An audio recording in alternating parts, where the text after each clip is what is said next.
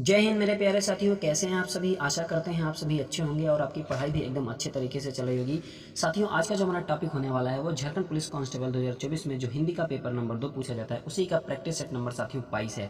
इसके पहले आप लोगों के लिए हमने 21 प्रैक्टिस सेट ऑलरेडी प्रोवाइड करवा चुके हैं, तो आप लोग जाके वीडियो के माध्यम से अपनी तैयारी को जांच सकते हैं। साथियों, आइए स्टार्ट करते हैं वीडियो को बिना देरी किए। और आपका फिजिकल साथियों 15 अगस्त के पहले कंडक्ट करा लिया जाएगा, ठीक है। तो आप लोग अपना फिजिकल भी एकदम बढ़िया तरीके से करते रहिए। तो आइए स्टार्ट करते हैं वीडियो को बिना देरी किए हुए। पहला प्रश्न है, क व्यंजन के किस विषय में निम्न में से कौन सा सही है। अल्पप्राण, अघोष, स्पर्शी, कंठ ध्वनि, महाप्राण, घोष, स्पर्शी, कंठ ध्वनि, अल्पप्राण, घोष, संघर्षी, तालव्य ध्वनि, महाप्राण, अघोष, संघर्षी, कंठ ध्वनि। तो क व्यंजन के विषय में आपको सही बताना है कौन सा सही है। तो साथियों, अल्पप्राण, अघोष, स्पर्शी, कंठ ध्वनि, ठीक है, ये आपका राइट आंसर होगा। क व्यंजन के विषय में अल्पप्राण, अघोष, स्पर्शी, कंठ ध्वनि सही है, जबकि अन्य सभी त्रुटिपूर्ण हैं, ठीक है। तो आपको उच्चारण स्थान अच्छे से कंठस्थ कर लेना है। अगला प्रश्न है, इनमें से छाया शब्द का बहुवचन क्या होगा। छाया, छाएं, छाओ, इनमें से कोई नहीं। तो साथियों, इनमें से छाया शब्द का जो बहुवचन होगा वो होगा छाया, ठीक है। छाया शब्द का बहुवचन छाया होगा। दिए गए विकल्पों में छाया शब्द का बहुवचन छाया ही होगा। छाया का बहुवचन बनाते समय रूप परिवर्तन नहीं होगा, ठीक है। अगला प्रश्न है, हिंदी भाषा में निम्नलिखित में से कौन सा शब्द फ्रेंच भाषा से लिया गया है। गार्ड, सूटकेस, कारतूस, अलमारी। तो फ्रेंच भाषा से कौन सा शब्द लिया गया है। तो साथियों, कारतूस जो है वो आपका फ्रेंच भाषा से लिया गया है, ठीक है। हिंदी भाषा में फ्रेंच भाषा से लिया गया शब्द कारतूस है। निम्न विकल्पों में से उस विकल्प का चयन कीजिए जो अन्य पुरुषवाचक सर्वनाम का सही विकल्प है। मेरा, हमको, तुम्हारा, वह। तो साथियों, आपका जो राइट आंसर है वो है वह, ठीक है। वह आपका बिल्कुल राइट आंसर होगा। वह अन्य पुरुषवाचक सर्वनाम का सही विकल्प है। पुरुषवाचक सर्वनाम पुरुषों, स्त्री या पुरुष के नाम के बदले आते हैं। उत्तम पुरुष में लेखक या वक्ता आता है। मध्य पुरुष में पाठक या श्रोता, या अन्य पुरुष में लेखक या श्रोता को छोड़ अन्य लोग आते हैं। पुरुषवाचक सर्वनाम के 3 भेद होते हैं साथियों। एक होता है उत्तम पुरुष, एक होता है मध्यम पुरुष, एक होता है अन्य पुरुष। उत्तम पुरुष में मैं और हम आते हैं, मध्यम पुरुष में तू, तुम, आप आते हैं, और अन्य पुरुष में वह, वे, यह, ये आते हैं, ठीक है। और सर्वनाम की मूल सर्वनाम की संख्या की बात करें तो 11 वैसे सर्वनाम के भेद होते हैं 6 प्रकार के, ठीक है, जो कि पुरुषवाचक सर्वनाम उसी 6 भेद में से एक भेद है। अगला प्रश्न है, निम्नलिखित में से वृद्धि संधि का उदाहरण कौन सा नहीं है। महोत्युक्त, पवित्र, लोकेशणा, महेश्वर्य। तो वृद्धि संधि का उदाहरण कौन सा नहीं है। तो साथियों, पवित्र जो है वो वृद्धि संधि का उदाहरण नहीं है। संधि कितनी प्रकार की होती है, 3 प्रकार की होती है, जिसमें से स्वर संधि होता है, व्यंजन संधि होता है और विसर्ग संधि, ठीक है। तो ये 3 प्रकार की संधियां हो गई। और स्वर संधि हमारी जो होती है वो 5 प्रकार की होती है साथियों, जिसमें से एक संधि है हमारी वृद्धि संधि। तो इसमें कौन सा नहीं है, पवित्र जो है आपका वृद्धि संधि का उदाहरण नहीं है। आइए देखते हैं थोड़ा सा डिटेल। दिए गए शब्दों में पवित्र शब्द वृद्धि संधि का उदाहरण नहीं है, बल्कि अयादि स्वर संधि का उदाहरण है। पवित्र का संधि विच्छेद करेंगे तो पोधन इत्र होगा बराबर पवित्र होगा। अयादि स्वर संधि है, यदि अयादि स्वर संधि कहते किसे कहते हैं, यदि ए, ऐ, ओ, औ के बाद कोई भिन्न स्वर आए तो ए का ऐ का आय, ओ का अव एवं औ का आव हो जाता है, ठीक है। जैसे ने, धन, अन। अब यहाँ पे देखिए, ने, धन, अन है, तो यहाँ पे ए के बाद अ आया है, तो कह रहा है ए, ऐ, ओ, औ के बाद कोई भी भिन्न स्वर आ जाए, तो ए, ऐ के बाद कोई भी भिन्न स्वर आ गया तो ए का क्या हो जाता है, ऐ हो जाता है, तो यहाँ पे नयन हो जाएगा, ठीक है। नय, नयन, नयक, नय, धन, धन, अक बराबर नायक, पोधन, अन बराबर पवन, पोधन, अन बराबर पावन। अन्य शब्द हैं महोत्युक्त, लोकेशण, महेश्वर, वृद्धि संधि के उदाहरण है, ठीक है।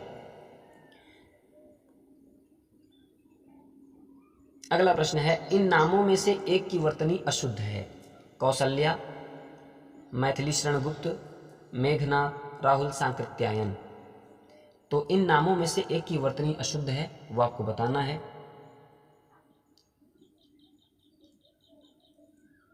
तो साथियों, राहुल सांकृत्यायन, ठीक है, राहुल सांकृत्यायन जो है वो वर्तनी की दृष्टि से अशुद्ध है। वर्तनी की दृष्टि से अशुद्ध शब्द राहुल सांकृत्यायन है। इसका शुद्ध वर्तनी रूप होगा राहुल सांकृत्यायन। ठीक है, सांस्कृत्यायन इसमें लिखा है लेकिन सांकृत्यायन होगा। कौशल्या एवं कौशल्या दोनों ही वर्तनी की दृष्टि से ये शुद्ध शब्द हैं एवं मानक हिंदी में स्वीकृत भी हैं। ठीक है, अगला प्रश्न है निम्नलिखित में से विशेषण शब्द छांटिए। कवित्व, आचरण, जनपद, गंभीर। तो विशेषण शब्द छांटना है, कौन सा है इसमें? तो साथियों गंभीर जो है वो विशेषण शब्द है। दिए गए शब्दों में गंभीर विशेषण शब्द है। जो संज्ञा या सर्वनाम की विशेषता बताएं उसे विशेषण कहते हैं साथियों। इसकी विशेषता बताई जाए, जिसकी विशेषता बताई जाए वह विशेष्य कहलाता है। ठीक है, तो विशेषण और विशेष्य में अंतर समझ में आया। जो संज्ञा या सर्वनाम की विशेषता बताते हैं उन्हें विशेषण कहते हैं और जिसकी विशेषता बताई जाती है वो विशेष्य होता है। और विशेषण जो होते हैं वो 4 प्रकार के होते हैं। ठीक है, अगला प्रश्न है वह इधर उधर घूमती रहती है। वाक्य में अव्यय पद है, रहती है, इधर उधर, वह, घूमती। तो वह इधर उधर घूमती रहती है, वाक्य में अव्यय पद बताना है। तो साथियों इधर उधर आपका जो है वो अव्यय पद है। वह इधर उधर घूमती रहती है, इस वाक्य में इधर उधर अव्यय पद है जिसके रूप में लिंग, वचन, पुरुष, कारक इत्यादि के कारण कोई विकार उत्पन्न नहीं होता है साथियों। ऐसे शब्द को हम अव्यय कहते हैं। उपर्युक्त वाक्य दिशावाचक अव्यय है क्योंकि इसमें दिशा का बोध होता है, जैसे इधर उधर, जिधर, दूर, परे, अलग, दाहिने बाएं, आर पार आदि। तो सब क्या है? दिशावाचक अव्यय हैं। अगला प्रश्न है मनगढ़ंत, शिष्टता और घबराहट, इन शब्दों के लिंग बताना है। पुल्लिंग है, स्त्रीलिंग है और स्त्रीलिंग है, स्त्रीलिंग है, स्त्रीलिंग है और पुल्लिंग है, स्त्रीलिंग है, स्त्रीलिंग है और स्त्रीलिंग है, पुल्लिंग व स्त्रीलिंग दोनों है, स्त्रीलिंग और स्त्रीलिंग है। क्या है? तो मनगढ़ंत क्या है, शिष्टता क्या है, घबराहट क्या है, इनके लिंग बताना है।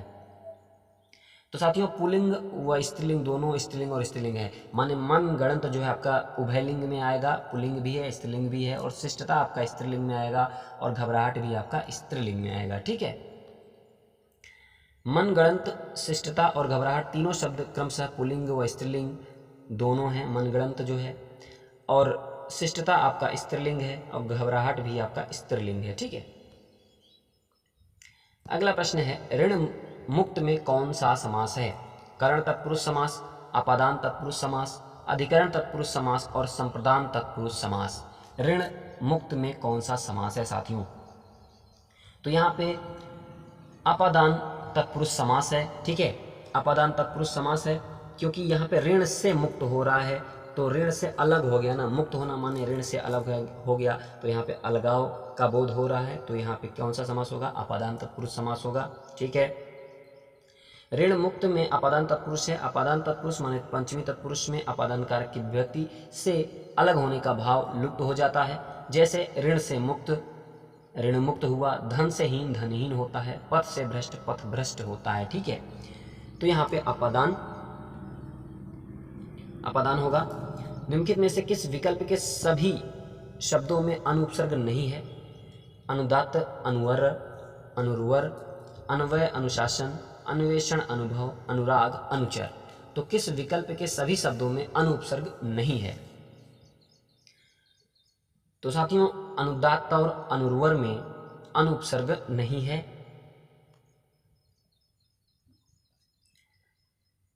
अनुदात्त और अनुर्वर में अनुपसर्ग नहीं है। अनुपसर्ग से बने शब्द हैं अन्वय, अनुधन अय, अनुशासन, अनुधन शासन, अन्वेषण, अनुधन ऐषण, अनुभव, अनुधन भव, अनुराग, अनुधन राग, अनुचर, अनुधन चर। ठीक है, तो ये सारे शब्द बने हुए हैं अनुपसर्ग से, लेकिन अनुदात्त और अनुर्वर अनुपसर्ग से नहीं बने हुए हैं। ठीक है,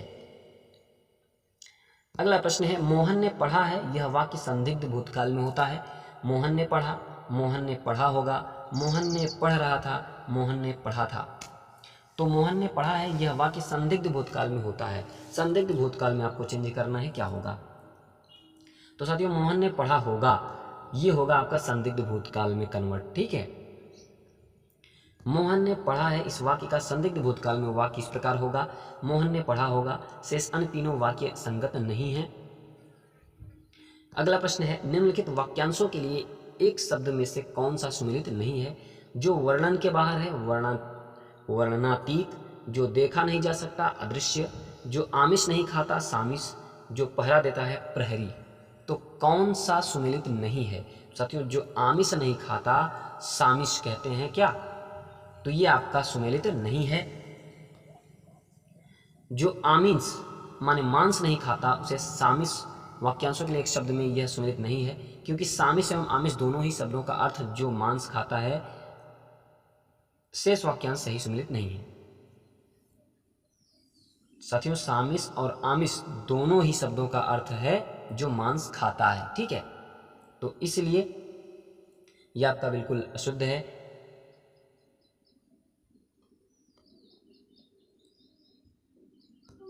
तरणी के ही संग तरल तरंग में तरणी डूबी थी हमारी लाल ताल में, इसमें प्रयुक्त अलंकार है श्लेष, यमक, रूपक, उत्प्रेक्षा।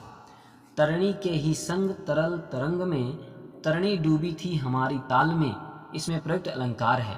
तो कौन सा अलंकार है साथियों? इसमें जो अलंकार है यमक अलंकार है, ठीक है। उक्त गद्यांश में पद्यांश में यमक अलंकार है। इसमें सर्वप्रथम तरणी का अर्थ सूर्य है, जबकि दूसरी तरणी का अर्थ नाव है साथियों। जब एक ही शब्द को दो अथवा दो से अधिक बार प्रयुक्त हो किंतु अर्थ अलग अलग हों, वहां पर यमक अलंकार होता है, ठीक है। तो यमक अलंकार की परिभाषा है जब एक ही शब्द दो या दो से अधिक बार प्रयुक्त हो किंतु अर्थ उनके अलग अलग हों, वहां पे यमक अलंकार होता है, ठीक है। एक तरणी का अर्थ सूर्य है और दूसरी तरणी का अर्थ नाव से है, ठीक है। अगला प्रश्न है, इन तन का दीवा करो बाती मेलो जीव, लोही सींचो तेल ज्यों, तब मुख देखो पीयू। प्रस्तुत उदाहरण किस छंद का है? चौपाई है, रोला है, दोहा है, गीत का है। तो आपको बताना है ये जो पंक्तियां हैं वो किसकी हैं, किस छंद की हैं? चौपाई की हैं, रोला की हैं, दोहा की हैं या फिर गीत का की हैं? तो साथियों यह जो है दोहा की हैं, ठीक है। इन तन का दीवा करो बाती मेलो जीव, लोही सींचो तेल ज्यों, तब मुख देखो पीयू। यह उदाहरण दोहा छंद का है, ठीक है। अगला प्रश्न है, इस वर्ष हिंदी साहित्य की कुछ अवरुद्ध रही, रिक्त स्थान भरने के लिए उपयुक्त शब्द चुने। क्या होगा रिक्त स्थान में? उन्नति होगा, प्रगति होगा, वृद्धि होगा या फिर विकास होगा। तो इस वर्ष हिंदी साहित्य की कुछ अवरुद्ध रही है, क्या भरें तो एकदम सटीक वाक्य बन सके? तो साथियों प्रगति, इस वर्ष हिंदी साहित्य की प्रगति कुछ अवरुद्ध रही, यह आपका बिल्कुल उचित विकल्प होगा। दिए गए शब्दों में रिक्त स्थान भरने के लिए सबसे उपयुक्त जो शब्द है वो प्रगति है, अतः पूर्ण वाक्य होगा इस वर्ष हिंदी साहित्य की प्रगति कुछ अवरुद्ध रही, ठीक है। ये आपका पूर्ण वाक्य है। अगला प्रश्न है, निम्नलिखित में कौन सा वाक्य अशुद्ध है? यह एक गंभीर समस्या है, मुझे बड़ी भूख लगी है, मैंने राम से पूछा, वह घर गया। तो एक बड़ी समस्या है,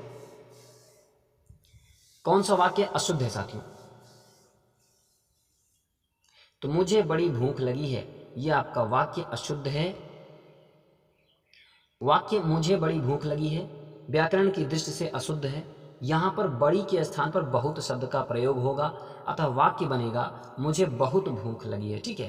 कभी कोई बोलता है क्या कि मुझे बड़ी भूख लगी है, मुझे बहुत भूख लगी है। शेष सभी विकल्प आपके शुद्ध हैं। अगला प्रश्न है, पायो जी मैंने राम रतन धन पायो, वस्तु अमोलक दी, मेरे सदगुरु कृपा करी अपनायो। उपयुक्त पंक्ति में कौन सा रस है? वीर रस है, करुण रस है, भक्ति रस है या फिर रौद्र रस है? तो साथियों यहाँ पे जो रस होगा वो होगा भक्ति रस है, ठीक है। प्रश्नोक्त पंक्ति भक्ति रस का उदाहरण है। रूप गोस्वामी ने भक्ति रस को स्थापित किया। इसका स्थायी भाव भगवत विषयक रति है। वीर रस का स्थायी भाव उत्साह होता है, करुण रस का स्थायी भाव शोक होता है और रौद्र रस का स्थायी भाव क्रोध होता है, ठीक है। तो कुछ ये स्थायी भाव थे।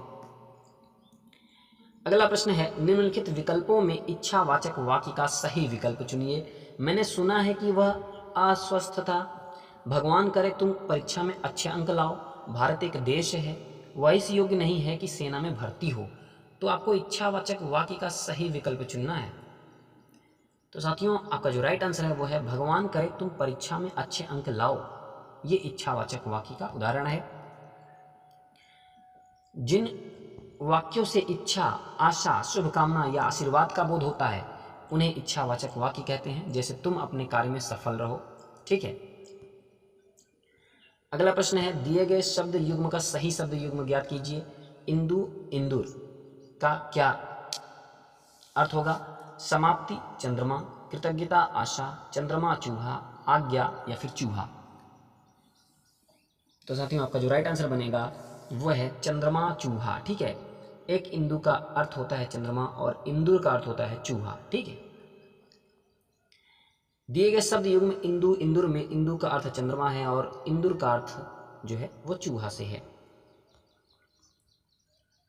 अगला प्रश्न है, निम्नलिखित में से कौन सा शब्द हिमांशु का पर्यायवाची शब्द है? हिमांशु का पर्यायवाची शब्द बताना है। निशाकर है, सलिल है, मतंग है, सुरम्य है। तो हिमांशु का जो पर्यायवाची शब्द होगा साथियों वो है निशाकर। ठीक है। निशाकर होगा। हिमांशु के पर्यायवाची शब्द हिमकर, निशाकर, सोम, सुधांशु, राकापति, विधु, मयंक, शशि, चंद्रमा, चंद्र तथा निशापति हैं। ठीक है। अगला प्रश्न है, निम्नलिखित में से कौन सा शब्द यथेष्ट का विलोमार्थी है? अमंगल, स्वल्प, यथावत, कृपण। तो कौन सा शब्द यथेष्ट का विलोमार्थी है? तो साथियों स्वल्प जो है आपका राइट आंसर होगा। यथेष्ट का जो विलोमार्थी शब्द होगा वो स्वल्प होगा, शेष विकल्प असंगत हैं। अमंगल का विलोम मंगल होगा।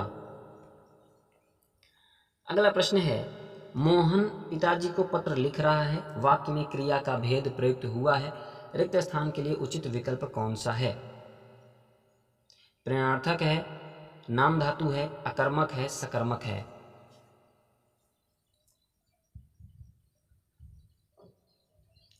तो रिक्त स्थान यहीं पे होगा। बताइए कौन सा उचित विकल्प होगा?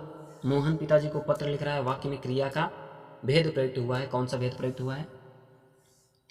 तो साथियों यहाँ पे सकर्मक क्रिया का प्रयोग किया गया है। मोहन पिताजी को पत्र लिख रहा है, अगर मैं क्या लिख रहा है, क्रिया में क्या का प्रश्न करूं तो क्या लिख रहा है? पत्र लिख रहा है। आंसर निकल के आया। तो यहाँ पे कर्म की प्रधानता है तो क्या होगा? सकर्मक क्रिया होगा। और जहाँ पे कर्म की प्रधानता ना हो वहाँ पे अकर्मक क्रिया होता है। ठीक है। सकर्मक क्रिया उसे कहते हैं जिसका कर्म हो या जिसके साथ कर्म की संभावना हो, जैसे मोहन पिताजी को पत्र लिख रहा है। अगला प्रश्न है, पुस्तकें धड़ाधड़ बिक रही हैं में धड़ाधड़ शब्द का कौन सा रूप है? क्रिया विशेषण है, विशेषण है, क्रिया है या फिर प्रविशेषण है? तो साथियों धड़ाधड़ जो है वो आपका क्रिया विशेषण है। ठीक है। पुस्तकें धड़ाधड़ बिक रही हैं में धड़ाधड़ शब्द क्रिया विशेषण है। जो शब्द क्रिया की विशेषता बताते हैं उन्हें क्रिया विशेषण कहते हैं। यहाँ धड़ाधड़ शब्द बिकना क्रिया की विशेषता बता रहा है। अगला प्रश्न है, रमा पुस्तक पढ़ेगी को कर्मवाच्य में परिवर्तित करें। रमा पुस्तक पढ़ सकती है, रमा पुस्तक पढ़ती है, रमा पुस्तक नहीं पढ़ेगी, रमा के द्वारा पुस्तक पढ़ी जाएगी। तो कर्मवाच्य में परिवर्तित करें। तो साथियों रमा पुस्तक पढ़ेगी, अगर इसे कर्मवाच्य में परिवर्तित करेंगे तो रमा के द्वारा पुस्तक पढ़ी जाएगी, ये आपका कर्मवाच्य में परिवर्तित होगा। ठीक है। रमा पुस्तक पढ़ेगी वाक्य का कर्मवाच्य रूप रमा के द्वारा पुस्तक पढ़ी जाएगी, ये होगा। अगला प्रश्न है, पुष्ट शब्द का विलोम है क्षीण, दुष्ट, पुरस्कार, प्रकृति। तो पुष्ट शब्द का विलोम है। तो साथियों पुष्ट शब्द का जो विलोम होगा वो क्षीण होता है। ठीक है। पुष्ट का विलोम क्षीण होता है, जबकि प्रकृति का विलोम कृत्रिम, पुरस्कार का विलोम दंड एवं दुष्ट का विलोम सज्जन होता है। अगला प्रश्न है, निम्नलिखित में से कौन सा शब्द हंस का पर्यायवाची है? कुरंग, भुजंग, मराल, पंचवाण। तो कौन सा शब्द हंस का पर्यायवाची है? तो साथियों मराल जो है वो हंस का पर्यायवाची है। हंस के पर्यायवाची शब्द हैं मुक्त भुक, मराल, वाहन आदि। आप काज महाकाज का अर्थ है अपना काम निकाल लेना सबसे बड़ी चतुराई है। मरने के बाद कौन देखने आता है कि क्या हुआ। काम को अपने आप करना सबसे अच्छा होता है। सबको अपने समान समझना सबसे बड़ा काम है। तो आप काज महाकाज का अर्थ क्या है साथियों? तो आप काज महाकाज का जो अर्थ होगा वो है काम को अपने आप करना सबसे अच्छा होता है। ठीक है, काम को अपने आप करोगे तो सबसे अच्छा होगा। इसी का जो अर्थ होगा, ये आपकाज महाकाज का अर्थ ही है। ठीक है, अगला प्रश्न है, निम्न में अव्यय है। उत्तर ठीक, जापान, कृष्णा। तो अव्यय आपको बताना है। तो ठीक जो है आपका राइट आंसर होगा। ठीक जो है वो आपका अव्यय है। दिए गए विकल्पों में से ठीक शब्द अव्यय है जिसके रूप में लिंग, वचन, कारक और पुरुष के कारण कोई परिवर्तन नहीं होता है साथियों, उसे हम अव्यय कहते हैं। जैसे जब, तब, अभी, इधर, उधर, ठीक, वाह, आह एवं किंतु, परंतु इत्यादि। तो ये सब सारे शब्द क्या हैं? अव्यय हैं। और अव्यय इसलिए हैं क्योंकि इनके रूप में लिंग, वचन, कारक और पुरुष का कोई प्रभाव नहीं पड़ता। ठीक है, दिए गए वाक्य में उपयुक्त विराम चिन्ह का चयन करना है। अनिल घर आया, थोड़ी देर रुका और चला गया। तो आपको इसमें बताना है कि कौन सा चिन्ह का प्रयोग किया जाएगा। तो साथियों, आपका जो राइट आंसर बनेगा वो है सी। ठीक है, कामा का प्रयोग होगा। देखिए, आपको दिखाते हैं। दिए गए वाक्य अनिल घर आया, थोड़ी देर में रुका और चला गया में उपयुक्त विराम चिन्ह का प्रयोग होगा।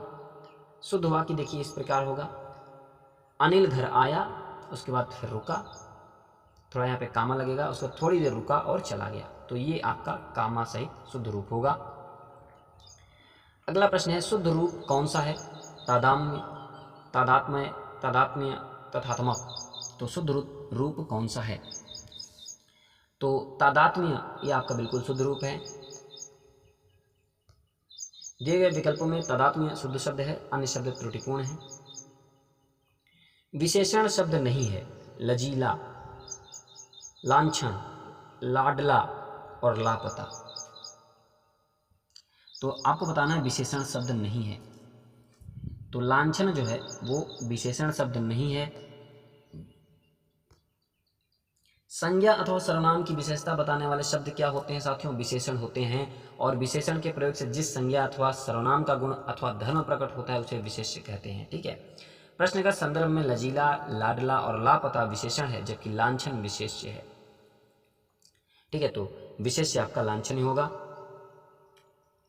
निम्नलिखित में स्त्रीलिंग शब्द है। फाटक, दरी, बगीचा, आंगन। तो स्त्रीलिंग शब्द आपको बताना है। इन विचार ऑप्शन में से कौन सा विकल्प सही होगा स्त्रीलिंग शब्द की दृष्टि से?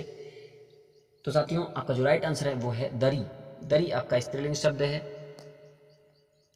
दरी स्त्रीलिंग शब्द है जबकि फाटक, बगीचा तथा आंगन पुल्लिंग शब्द हैं। निम्नलिखित में से कौन सा वाक्य कर्मवाच्य दर्शाता है? मजदूरों द्वारा पेड़ काटा गया, राधा से चला नहीं जाता, मैं लेख लिखता हूँ, रमेश कपड़े धो रहा है। तो कौन सा वाक्य कर्मवाच्य दर्शाता है? तो साथियों, मजदूरों द्वारा पेड़ काटा गया, किसी के द्वारा अगर काम हो रहा है तो कर्मवाच्य का उदाहरण होगा। तो मजदूरों द्वारा पेड़ काटा गया आपका कर्मवाच्य को दर्शा रहा है। दिए गए विकल्पों में मजदूरों द्वारा पेड़ काटा गया वाक्य कर्मवाच्य को दर्शाता है। मैं लेख लिखता हूँ और रमेश कपड़े धो रहा है वाक्य कर्तृवाच्य के उदाहरण है तथा राधा से चला नहीं जाता भाववाच्य का उदाहरण है। ठीक है, अगला प्रश्न है, इनमें से कौन सी रचना ज्ञानपीठ पुरस्कार से सम्मानित नहीं है? यामा, चिदंबरा, बनी हुई रस्सी, उर्वशी। तो आपका जो राइट आंसर है साथियों वो है बुनी हुई रस्सी। ठीक है, यह जो रचना है वो ज्ञानपीठ पुरस्कार से सम्मानित नहीं है। बाकी रचनाएं हैं, कौन से किस सन में हुई हैं वो देखिए। प्रश्नगत कृतियों में बुनी हुई रस्सी ज्ञानपीठ पुरस्कार से सम्मानित नहीं है। यह भवानी प्रसाद मिश्र की कविता है। जबकि चिदंबरा सुमित्रानंदन पंत को 1968 में ज्ञानपीठ पुरस्कार प्राप्त हुआ। यह हिंदी साहित्य में प्रथम ज्ञानपीठ पुरस्कार था। उर्वशी जो कि रामधारी सिंह दिनकर जी की कृति है को 1972 में तथा यामा महादेवी वर्मा की कृति है को 1982 में ज्ञानपीठ पुरस्कार प्राप्त हुआ। ठीक है, और महादेवी वर्मा ज्ञानपीठ पुरस्कार प्राप्त करने वाली पहली महिला थी। अगला प्रश्न है, निम्नलिखित में से कौन सा शब्द तत्सम नहीं है? किसन, कटि, कर्क, कृषकाय। तत्सम नहीं है। तो साथियों, किसन जो है वो आपका तत्सम नहीं है। किसन तत्सम शब्द नहीं है, यह तद्भव शब्द है। इसका तत्सम कृष्ण होता है। अगला प्रश्न है, निम्नलिखित प्रश्न में 4 विकल्पों में से उस विकल्प का चयन करें जो उपसर्ग से बने शब्द का सही विकल्प नहीं हो। अवतार, प्रकृति, संभव, पवित्र। उपसर्ग से बने शब्द का सही विकल्प न हो, उस विकल्प को चयन करना है। तो साथियों, पवित्र जो है आपका राइट आंसर होगा। पवित्र शब्द में उपसर्ग नहीं है, जबकि अवतार में अव उपसर्ग है, प्रकृति में प्र उपसर्ग है, संभव में सम उपसर्ग है। उपसर्ग कहते हैं, किसे कहते हैं? वह शब्दांश जो शब्द के पहले लगकर शब्द का अर्थ बदल दें, उन्हें हम उपसर्ग कहते हैं। अगला प्रश्न है, निम्नलिखित युग्मों में से कौन सा युग्म गलत है? अवधि पूर्वी हिंदी, ब्रजभाषा पश्चिमी हिंदी, भोजपुरी पूर्वी हिंदी, खड़ी बोली पश्चिमी हिंदी। तो आपको कौन सा युग्म गलत है वो बताना है। तो साथियों, भोजपुरी जो है वो पूर्वी हिंदी के अंतर्गत नहीं आती है, तो ये आपका गलत युग्म है। भोजपुरी जो है बोली पूर्वी हिंदी की उपभाषा नहीं है, यह बिहारी हिंदी उपभाषा की प्रमुख बोली है। बिहारी हिंदी उपभाषा के अंतर्गत मगही तथा मैथिली बोलियां भी आती हैं। अगला प्रश्न है, वह स्त्री जिसका पति दूसरा विवाह कर ले। इस वाक्यांश के लिए एक शब्द है, क्या कहते हैं? वह स्त्री जिसका पति दूसरा विवाह कर ले, उसे हम क्या कहेंगे? अध्युड़ा, परित्यक्ता, अनूढ़ा, खंडिता। तो साथियों, उसे हम अध्युड़ा कहेंगे, ठीक है, अध्युड़ा कहेंगे। वह स्त्री जिसका पति दूसरा विवाह कर ले, अध्युड़ा या अध्युड़ा। वह स्त्री जिसका पति रात को किसी अन्य स्त्री के पास रहकर प्रातः उसके पास आता हो, उसे हम खंडिता कहते हैं। और थोड़ा सा जान लीजिए, वह स्त्री जिसे पति ने त्याग दिया हो, परित्यक्ता कहते हैं उसे, ठीक है। अगला प्रश्न है, लिंग की दृष्टि से एक वाक्य अशुद्ध है, उसी अशुद्ध को आपको बताना है। इन 4 में से कौन सा है? यह राम का भवन है, यह राम की इमारत है, यह राम की बैठक है, यह राम का गौशाला है। तो साथियों, यह राम का गौशाला है, यह आपका अशुद्ध है। यह राम का गौशाला है, अशुद्ध वाक्य है। इसका शुद्ध वाक्य है, यह राम की गौशाला है। अन्य वाक्य, यह राम का भवन है, यह राम की इमारत है और यह राम की बैठक है, तीनों शुद्ध वाक्य हैं। और ध्यातव्य है कि गौशाला स्त्रीलिंग शब्द है, अतः का के स्थान पर की का प्रयोग होगा, इसीलिए यह वाक्य अशुद्ध था। और इसका शुद्ध रूप यह राम की गौशाला है, ये होगा, ठीक है। अगला प्रश्न है, सदा एक वचन में प्रयुक्त होने वाले शब्दों को चुनिए। होश, लोग, प्राण, बाल, हस्ताक्षर, जनता, चर्चा और जनता। सदा एक वचन में प्रयुक्त होने वाले शब्दों को चुनना है।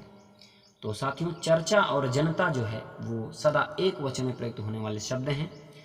व्यक्तिवाचक, द्रव्यवाचक एवं भाववाचक संज्ञाएं सदैव एक वचन में प्रयुक्त होती हैं। इनके अतिरिक्त कुछ शब्द हिंदी में ऐसे भी हैं जो प्रायः एक वचन में प्रयुक्त होते हैं, जैसे चर्चा, जनता, वर्षा, सूरज, ईश्वर, पृथ्वी, प्रजा, खेल, हर कोई, प्रत्येक आदि।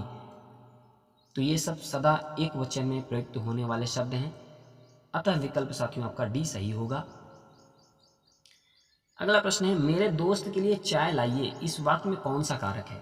अधिकरण कारक, अपादान कारक, संबंध कारक, संप्रदान कारक।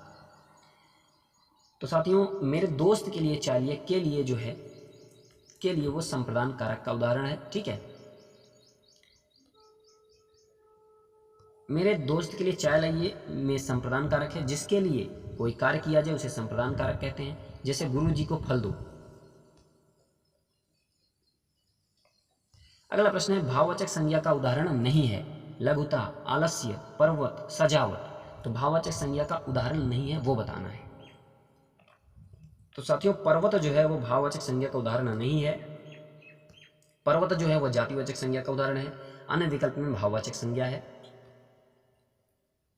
अगला प्रश्न है, निम्नलिखित प्रश्न में 4 विकल्पों में से उस विकल्प का चयन करें जो दिए गए शब्द के लिए सही तत्पुरुष समास के विग्रह का विकल्प हो। राज्य भवन, राज्य से भवन, राज्य के लिए भवन, भवन रूपी राज्य, या फिर राज्य पर भवन। क्या होगा? तो राज्य भवन का जो समास विग्रह करेंगे वो क्या होगा? तो साथियों, राज्य के लिए भवन होता है। राज्य भवन का जो समास विग्रह करेंगे तो राज्य के लिए भवन होगा। राज्य भवन तत्पुरुष समास का उदाहरण है, जिसका समास विग्रह करेंगे तो राज्य के लिए भवन होगा। अगला प्रश्न है, कोई और कुछ प्रयोग निम्न में से किस सर्वनाम में किया जाता है? संबंधवाचक, प्रश्नवाचक, अनिश्चयवाचक और निश्चयवाचक। तो कोई और कुछ का प्रयोग साथियों अनिश्चयवाचक सर्वनाम में किया जाता है। अनिश्चयवाचक सर्वनाम में कोई और कुछ का प्रयोग किया जाता है जिस वाक्य में व्यक्ति या वस्तु की निश्चितता का बोध न हो साथियों, वहां पे अनिश्चयवाचक सर्वनाम होता है। जैसे छत पर कोई बैठा है, कोई आ गया तो अनिश्चितता का बोध हो रहा है। बाजार से कुछ फल लेते आना, कुछ फल लेते आना, अनिश्चितता का बोध हो रहा है। अगला प्रश्न है, दिए गए संधि विच्छेद में सही विकल्प चुनिए। रूपांतरण, रूपांतरण का सही संधि विच्छेद क्या होगा? रूपधन अंतरण, रूपधन अंतरण, रूपाधन अंतरण, रूपाधन आतरण, क्या होगा? तो साथियों रूपधन अंतरण होगा, यही बनता है अ प्लस अ मिलकर बड़ा आ बन जाता है, तो रूपांतरण होगा। ठीक है, रूपांतरण का संधि विच्छेद रूपधन अंतरण होता है। यह दीर्घ संधि है। हर्ष या दीर्घ अ ईउरी के बाद क्रमशः हर्ष या दीर्घ अ ईउरी स्वर आए तो दोनों मिलकर बड़ा आ बड़ी ई बड़ा उरी हो जाते हैं। ठीक है, तो यह स्वर संधि का एक प्रकार है जो कि दीर्घ संधि है। ठीक है, और स्वर संधि हमारी 5 प्रकार की होती है। अगला प्रश्न है, यह किस क्रिया के उदाहरण है? सुरेश ने फल खरीदे, राम ने रावण को मारा। तो यह किस क्रिया के उदाहरण है आपको बताना है। अकर्मक क्रिया है, नकारात्मक क्रिया है, पूर्वकालिक क्रिया है। देखिए, या फिर सकर्मक क्रिया है। सुरेश ने फल खरीदे, राम ने रावण को मारा। तो साथियों यहाँ पे जो आपका राइट आंसर होगा वो होगा सकर्मक क्रिया का उदाहरण होगा। ठीक है, सुरेश ने फल खरीदे, तो यहाँ पे कर्म की प्रधानता हो रही है, यहाँ भी कर्म की प्रधानता हो रही है। ठीक है, तो जब जहां पे कर्म की प्रधानता हो वहां सकर्मक क्रिया होगा। दिए हुए प्रश्न में दोनों वाक्य सकर्मक क्रिया के उदाहरण है। सकर्मक क्रिया जिस वाक्य में जिस क्रिया के प्रयोग में कर्म की प्रधानता होती है उसे सकर्मक क्रिया कहते हैं। जैसे सुरेश ने फल खरीदे और राम ने रावण को मारा। साथियों कभी कभी होता क्या है, क्या के अलावा किसको का भी प्रश्न लगाते हैं, क्रिया में किसको का भी प्रश्न लगा के पूछते हैं तो उत्तर मिलता है, तो वहाँ पे सकर्मक क्रिया होता है। ठीक है, तो आपके मन में ये डाउट ना हो कि अब तक सर आप बता रहे थे क्या का प्रश्न लगाने से उत्तर मिल जाए तो सकर्मक क्रिया, उत्तर नहीं मिले तो अकर्मक क्रिया। तो क्या और किसको भी लगाने से उत्तर मिल जाए तो वहाँ पे सकर्मक क्रिया होता है। और जहाँ पे परिभाषा के हिसाब से समझेंगे तो जहाँ पे कर्म की प्रधानता होती है वहाँ पे सकर्मक क्रिया। तो सुरेश ने फल खरीदे, क्या खरीदे? फल खरीदे। सुरेश राम ने रावण को मारा, किसको मारा? रावण को मारा। ठीक है, तो ये आपका सकर्मक क्रिया के उदाहरण हो जाएगा। अगला प्रश्न है, निम्नलिखित में से कौन सा मिश्र वाक्य है? उसमें न पत्ते थे न फूल थे, मैंने सुना है कि आपके देश में अच्छा राज्य प्रबंध है, यज्ञदत्त देवदत्त को व्याकरण पढ़ाता है, वह उड़ती हुई चिड़िया पहचानता है। तो मिश्र वाक्य का उदाहरण कौन सा है? तो साथियों मैंने सुना है कि आपके देश में अच्छा राज्य प्रबंध है, यह आपका मिश्र वाक्य का उदाहरण है। मिश्र वाक्य कहते किसे हैं? जिस वाक्य में एक साधारण वाक्य के अतिरिक्त उसके अधीन कोई दूसरा उपवाक्य हो उसे हम मिश्र वाक्य कहते हैं। अन्य वाक्य इस प्रकार है साथियों, यज्ञदत्त देवदत्त को व्याकरण पढ़ाता है, सरल वाक्य है। और उड़ती हुई चिड़िया पहचानता है, सरल वाक्य है। उसमें न पत्ते थे न फूल थे, ये संयुक्त वाक्य का उदाहरण है। अगला प्रश्न है, वुहान किस देश में है? यह किस प्रकार का वाक्य है? संकेतवाचक वाक्य, निषेधवाचक वाक्य, प्रश्नवाचक वाक्य और विधानवाचक वाक्य। तो वुहान किस देश में है आपको वाक्य का प्रकार बताना है। तो साथियों प्रश्नवाचक वाक्य है। ठीक है, वुहान किस देश में है? तो यहाँ पे प्रश्नवाचक वाक्य का उदाहरण हो जाएगा क्योंकि पूछा जा रहा है किस देश में। ठीक है, तो वुहान किस देश में है? प्रश्नवाचक वाक्य है। जिस वाक्य में प्रश्न पूछने का भाव हो उसे प्रश्नवाचक वाक्य कहते हैं साथियों। उदाहरण, मैं यहाँ क्या कर रहा हूँ। ठीक है, तो कौन, क्या, किसने, ये सारे शब्द आते हैं WH वाले, तो वहाँ पे प्रश्नवाचक ही होगा। या लकुटी अरु कामरिया पर राज तिहुपुर को तज डारो में प्रयुक्त छंद है। छंद बताना है, कवित्त है, सवैया है, बरवे है, दोहा है, क्या है? और साथियों आज की वीडियो का लास्ट प्रश्न भी है जो कि 50 प्रश्न कंप्लीट हो जाएगा इस प्रश्न के बाद। तो कौन सा छंद है आपको ये बताना है। तो साथियों यहाँ पे जो छंद होगा वो सवैया छंद होगा। थोड़ा सा डिटेल समझते हैं। या लकुटी अरु कामरिया पर राज तिहुपुर को तजिडारो में प्रयुक्त छंद सवैया है। सवया छंद कहते हैं किसे? सवया एक समवृत्त वर्णित छंद है जिसके एक चरण में 22 से लेकर 26 तक अक्षर होते हैं। और साथियों छंद तो गिनना आता है ना आप लोगों को।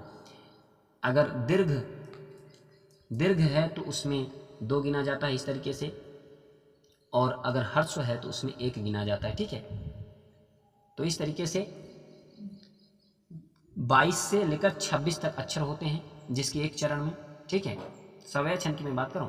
और दोहा छंद की मैं बात करूं तो दोहा मात्रिक समवृत्त छंद है जिसके विषम चरणों में माने कि प्रथम एवं तृतीय चरणों में 13-13 मात्राएं हैं, और सम चरणों की बात करें माने द्वितीय और चतुर्थ चरण की बात करें तो 11-11 मात्राएं होती हैं। तो दोहा को 4 चरण, 1, 2, 3, 4 चरण हो गए, जिसमें से विषम चरण माने पहला और तीसरे में 13-13 मात्राएं और दूसरे और चौथे में 11-11 मात्राएं होती हैं, तो वहां पे दोहा होता है।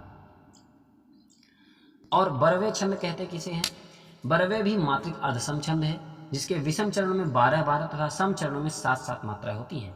तो देखिए ये होता है चरण, 1 लाइन, 2 लाइन, 3 लाइन, 4 लाइन, तो इसमें 4 लाइन माने 4 चरण हो गया। तो कह रहा है कि सम चरणों में 7-7 मात्रा माने दूसरा और चौथे में 7-7, और विषम चरणों माने पहले और तीसरे में 12-12 मात्राएं होती हैं, तो वहां पे बरवे हो जाएगा। ठीक है, तो साथियों ये था आपका टोटल 50 प्रश्न। वीडियो कैसी लगी आप लोग कमेंट करके जरूर बताएगा। अगर वीडियो पसंद है साथियों तो आप लोग एक लाइक और चैनल को सब्सक्राइब जरूर करेगा और अपने साथियों तक शेयर जरूर करेगा। तो साथियों आप लोग अपना फिजिकल एकदम स्टार्ट कर दीजिए, क्योंकि 15 अगस्त के पहले होना है आप लोगों का फिजिकल। हो सकता है जुलाई माह के अंत तक में आपका फिजिकल करा लिया जाए, माने दौड़ हो जाएगी। और साथियों इस वीडियो का जो PDF आप लोगों को मिलेगा वो टेलीग्राम चैनल पे, ठीक है, टेलीग्राम चैनल पे आप लोगों को मिल जाएगा। लिंक मैं डिस्क्रिप्शन में डाल दूंगा, वहाँ से आप लोग ज्वाइन करके PDF को डाउनलोड कर लीजिएगा। ठीक है, और अपना फिजिकल भी करते रहिएगा। अब आपके पास टाइम बिल्कुल नहीं बचा है। तो साथियों तब तक मिलते हैं अगले वीडियो के साथ। तब तक के लिए नमस्कार, वंदे मातरम, जय हिंद।